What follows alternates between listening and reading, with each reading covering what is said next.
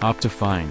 If you have trouble seeing what's in the distance, or have problems handling Minecraft because your laptop does this, then Optifine is the mod for your needs. Many people know it exists. And the creators wanted to take advantage of that. You see, when you know something exists, there is a chance you will like it. And the creators allowed people to donate to Optifine in exchange for an Optifine cape, which is displayed to all Optifine users. Which is a lot of people.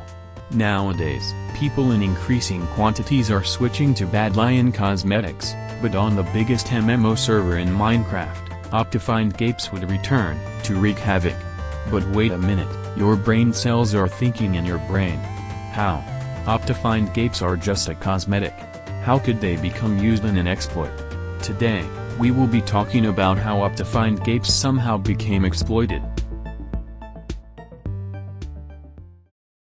The story begins, on February the 5th, 2021.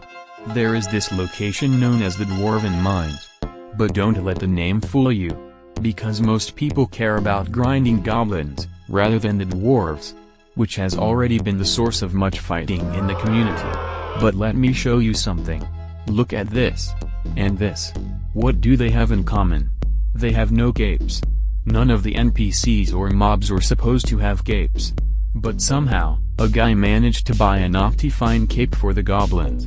And it wasn't just one cape. The cape applied to about half of all the goblins that spawned. In every single Dwarven Mine lobby.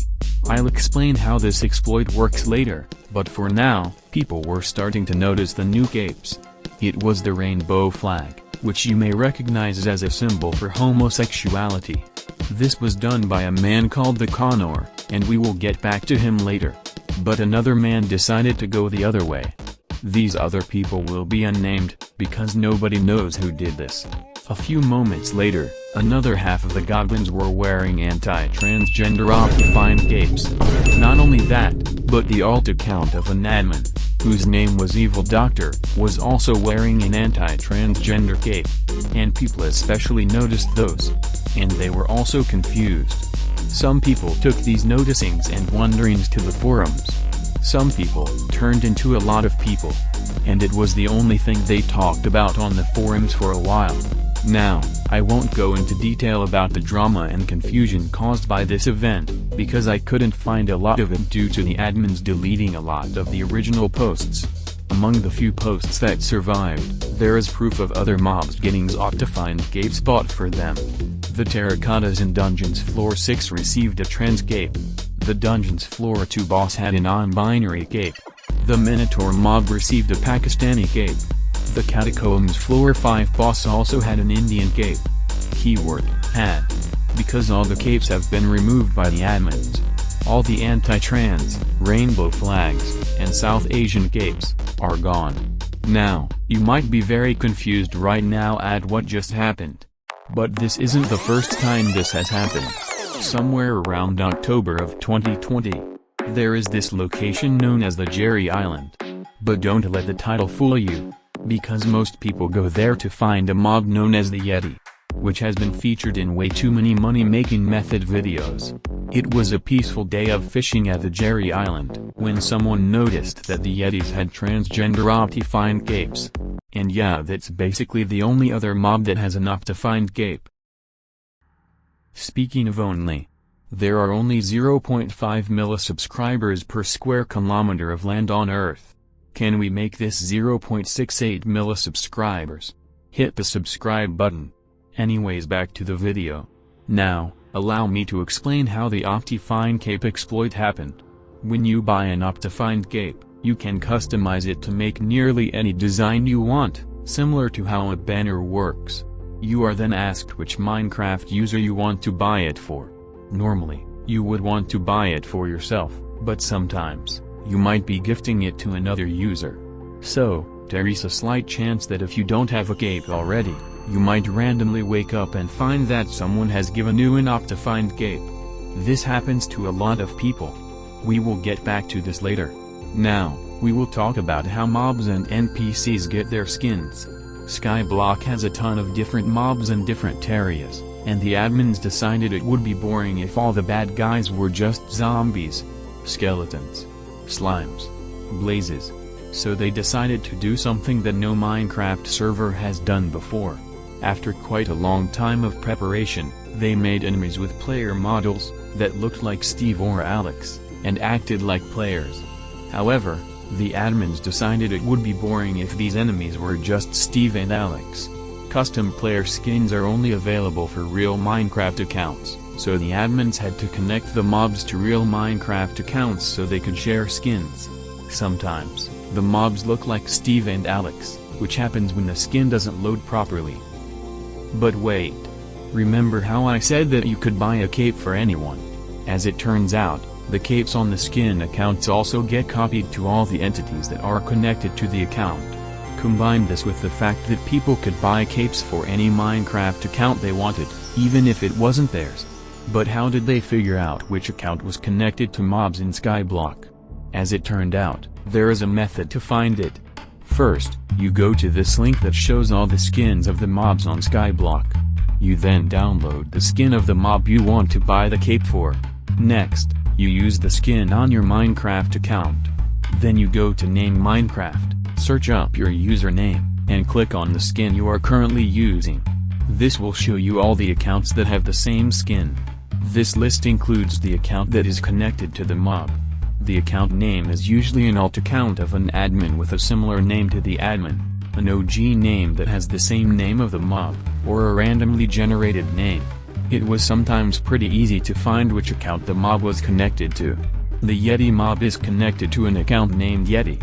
This was pretty easy to find, and the developer of the Skyblock profile viewing website decided to buy a transcape for the Yeti account, leading to all Yetis on Skyblock having a transcape. The Minotaur is connected to Minotaur. Levit is connected to, guess which account?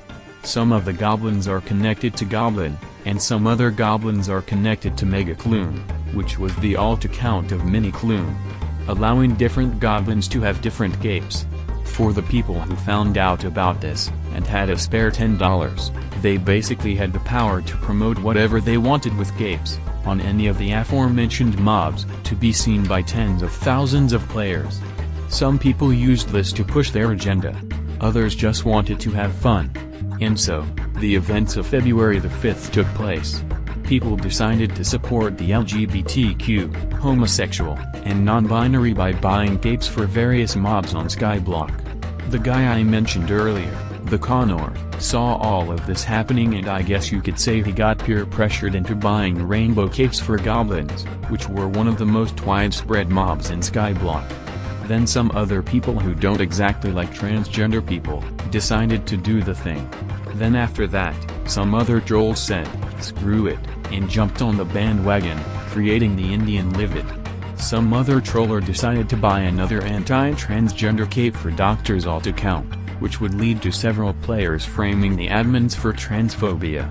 The community is thrown into chaos, and it was only a matter of time until Twitter stepped in.